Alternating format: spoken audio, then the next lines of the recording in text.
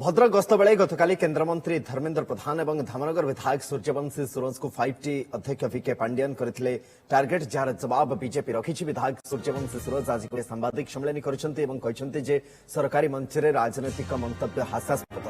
चांदवाली को 350 कोटी, भद्रक को 250 कोटी अनुदान दिया बेले धामनगर को कहीं 100 कोटी अनुदान बोली से प्रश्न करछन्ति। धामनगर निर्वाचन मंडली को वैमातृक मनोभाव कौन पाए बोली कहछन्ति विधायक सूर्यवंशी। आहुरी मध्य कहछन्ति जे पांड्यान मुख्यमंत्री निर्देश रे हेलिकॉप्टर भद्रक आसुछन्ति। धर्मेन्द्र प्रधान निर्देश रे निर्वाचन परठारु घर घर बुलुछि। धामनगर को बन्या दाउर रक्षा करा जाउ, बैतरणी नदीबंध योजना कार्यकारी करा जाउ बोली से दाबी करछन्ति।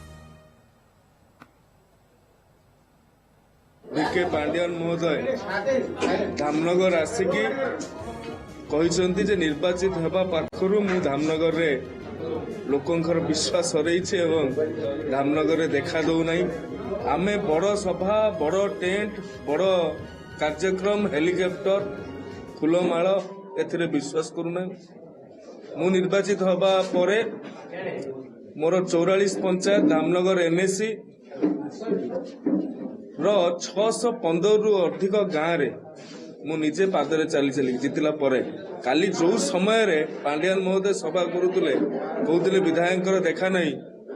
मु सही समय रे सासपुर पंचायत रो लो साई रे घर पड़ी जाइथिला, सेठी दुष्ट मानकर विपन्न मानकर कथा बुझुथि।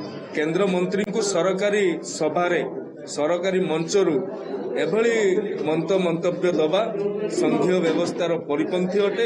एवं पांड्यान महोदय नवीन बाबू जेतेबेले धामनगर रे विगत दिन रे बन्या हैला आपण कोउठ थिले, सेतेबेले आपणकर हेलिकॉप्टर तो आरडी रु पळे आछन्ती असुराली को हेलिकॉप्टर नै कि सेतेबेले आपणकर हेलिकॉप्टर कोन काम देलाने। मुख्यमंत्री नाँ को बिकिकी जो भली भाव रे एठी सरकारी कार्यक्रम रो कले आपण इंगित कले आपण विवादीय बयान देले, ये ठीक नुहे।